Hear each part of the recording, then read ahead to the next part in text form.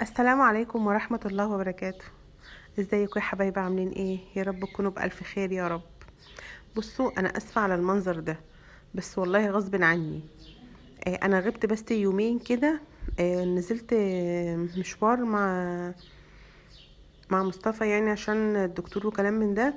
وغصب عني سبت المطبخ بالشكل اللي انتوا شايفينه ده. آه معلش، انا اسفة على المنظر. بس والله العظيم انا فعلا ما كنت عارفة ارتاح غير لما خلصت المطبخ وشفت كل اللي فيه. وطبعا محمد بقى بيمتحن، وكل واحدة من البنات بتشوف اللي وراها. ففعلا بجد كل حاجة كانت متكركبة بشكل سيء. حتى انا مش عارفة ايه اللي جاب الكرسي بتاع المطبخ هنا، بتاع الصالة هنا. فاكرين الفيلم بتاع عوكل؟ ايه اللي جاب البحر جنب القلعة؟ ايه اللي جاب الكرسي ده هنا؟ مش عارفة. حتى العصافير ما سلمتش من العصافير، مخليني البلكونة بصوا عمالة تعمل ايه، بتقطع في ريشها وبترمهولي. العصافير مخلين البلكونة مش عايزة اقول لكم، من ريش لاكل وهما كمان دول بياكلوا لب سوري، بيقشروا اللب السوري ويرموهولي على الارض. تقولش انا ناقصاهم؟ بصوا انا بوريكم الزرعه بتاعتي دي. الزرعه دي كانت زينه، بس الورق بتاعها فضل يتقطع واحده ورا واحده، مع اني محافظه عليها والله. رحت حاطه حلبه حصى، وبدات تزرع لي بقى حلبه خضراء.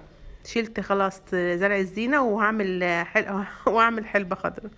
بصوا العصافير عاملين ايه في الصالون، شايفين الريش؟ بصوا، عايزه اقول لكم ان سلك البلكونه الريش كان لازق فيه.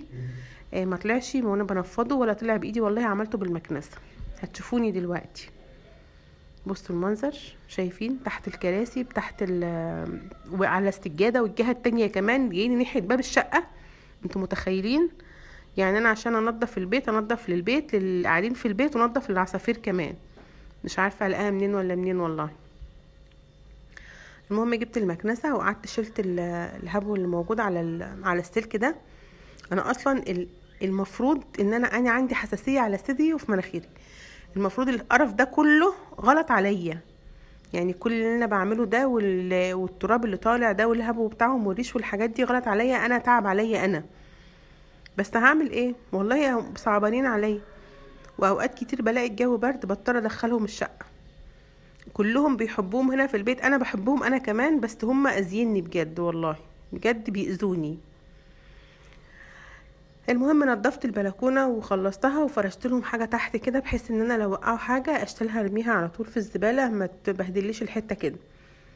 لكن حته بقى الريش اللي بيقع ده انا مش لاقيه له حل بصراحه. المهم هنضف المكان هنا، وبعد كده هخش على على المطبخ، لان مش هينفع ان انا اسيب المنظر ده. المكان بالشكل ده مش هينفع. المهم والله بصوا، انا كنت جايه فعلا يعني جعانه عايزه اكل، وانا المفروض ان انا بصوم الايام دي، بس اليوم ده فطرت، او اليومين اللي انا كنت نازله فيهم دول. فطرت يوم منهم، ربنا يسامحني بقى، لان انا عايزه اخلص 6 ايام البيض اللي عليا. خلصت الجهادي ورحت بقى على الصاله كمان. المشكله ان انا ولادي بيصعبوا عليا والله. والله بيصعبوا عليا ان انا يعني احملهم فوق طاقتهم، فممكن انا اجي على نفسي وما اخليهمش هم يعملوا حاجه.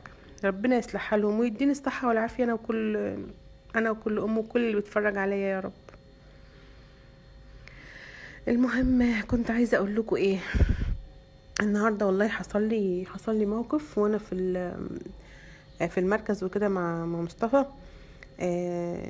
يعني الواحد دايما كده ربنا بيوقف له ولاد الحلال. بجد والله، يعني الواحد اوقات كتير الحمد لله عمل خير كتير، فربنا بيوقف له ولاد الحلال. بتلاقي الواحد هيساعده. يعني انا كنت بتخانق 60 خناقة. والحمد لله جت واحدة كده من في المركز، وقفت معايا وخلصت لي شوية حاجات، ربنا يجزاها خير يا رب. فعايزة اقول لكم ان الخير بيقعد، الواحد لما بيعمل خير بجد بيقعد له. لازم ربنا هيوقف له الخير ده يعني. فدايما الواحد ما يبخلش على حد بالمساعدة، علشان ربنا كده يساعده ويقف جنبه يعني. هقول لكم على قصة كنت قرأتها، عجبتني قوي.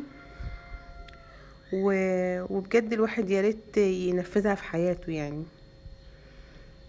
كان في شاب كده متعود ان هو بيصلي قيام الليل، وبيقرأ في المصحف قبل ما ينام وبينام.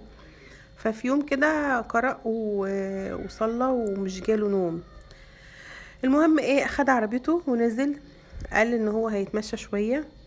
فوهو بيتمشى بالصدفة قابل واحدة ومعاها ابنها. يعني بيقول ان ابنها ده عنده حوالي 3 سنين يعني. فقاعدة بتكلم ربنا، بتقوله ان تقريبا هو زوجها متوفي وابنها مريض، وراحت يعني راحت عشان تجيب منه فلوس تجيب علاج لابنها. فتقريبا هو رفض او قفل الباب يعني في وشها، زي ما بتقول ان هو اخو زوجها قفل الباب في وشها، لكن بابك انت يا رب مش بتقفله او مش هتقفله في وشي يعني. فالمهم الشاب ده خدها وودى ابنها عند دكتور او وداها المستشفى وجاب له علاج. فالست دي دعت له دعاوي كتير قوي وخلاص سيبها روحت. وبعدين تاني يوم برضو ماشي بالصدفة بالعربية، فلقى واحد صدمته عربية، يعني في واحد راجل عجوز عربية خبطاه ومرمي في الشارع. فأخده وداه المستشفى. تمام. طبعا في المستشفيات وكلام من ده، خلاص انت اللي جايب المريض ده، خلاص انت المسؤول عنه بقى، ملناش احنا علاقة يعني. المهم ايه، قالوا له ان الشخص اللي هو عمل ان هو جابه ده توفى، وانت المسؤول وانت اللي تتحبس وكلام من ده. المهم قعد فترة كده كام يوم، وبعدين رجع في حد بشره قال له لا ده المريض ده ما ماتش وانت طلعت براءة. وهو قال ان انت اللي انقذته ومش انت اللي خبطته. فسبحان الله العظيم، هو عمل خير، ربنا وقف له برضو. يعني شخص زي ده لو كان مات كان هو راح في داهية. فهو افتكر ان الست دي دعته وقالت له ايه، ربنا يبعد عنك كل مكروه يعني. فمفيش حاجة بتروح، الخير بيقعد، وربنا يكتب لكم الخير جميعا يا رب. فاتكوا حتة كده ممكن اقولها لكم بتاعة الجبنة. البرطمان الكبير اللي انا كنت حاطه فيه المش كان عندي بقاله حوالي 12 13 سنة. فانا قررت ان انا اجيب الزلعة الفخار دي، او واحدة صاحبتي جابتها لي. فجيت حطيت فيها جبنة وعملتها معاكم، واخدت شوية خميرة من البرطمان اللي عندي، حطيتهم فيها في الزلعة دي وسبتها. تمام. المهم حسيت ان انا ما حطيتش كتير، يعني انا حطيت ربعها بس، ربع الزلعة بس. فجيت افتح عليها، حاسه ان هي مش ريحه المش برضو اللي انا عايزاها، او عملت زي ريم فوق كده. فغالبا علشان الزلعه ما كانتش مليانه للاخر. زي ما تيجي تعملي برطمان مخلل كده، وتلاقي برطمان المخلل لو عملتيه ربع او نصه، بالذات الزيتون، لو ما ختمتيش البرطمان كله ويعني للاخر، بتبص تلاقيه عمل ريم من فوق كده ولونه غير. فهو غالبا زي المش كده. فقلت لا، انا هجيب البرطمان الكبير، انا هفضيه خالص.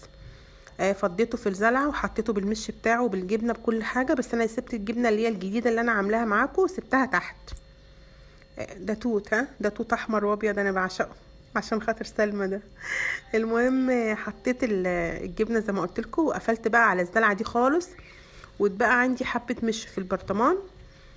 رحت حطاهم في برطمان تاني، برضو قفلته لحد الاخر. قلت ده ممكن يبقى لاستخدامي، سبته جنبي في المطبخ. عملنا فطير، عملنا قرص، كلام من ده. ان شاء الله اعمل لكم باذن الله قريب. يبقى جنبي بدل ما افتح على الزلعه اللي انا عملتها. والمهم انا لسه ملبوخه في المطبخ برضو. كل الحكاوي والحكايات دي خدوا بالكم، انا مختصره لكم الفيديو. بجد كان يوم شاق عليا بامانه يعني. بجد انا قعدت 3 ايام ارهاق، يعني يومين بره البيت ويوم بره البيت، ما فيش راحه والله خالص. الحمد لله. ادعوا لي بالله عليكم الايام دي، انا محتاجه دعواتكم. ادعوا لي، كل اللي يشوف الفيديو يدعي لي، ولكم بالمثل.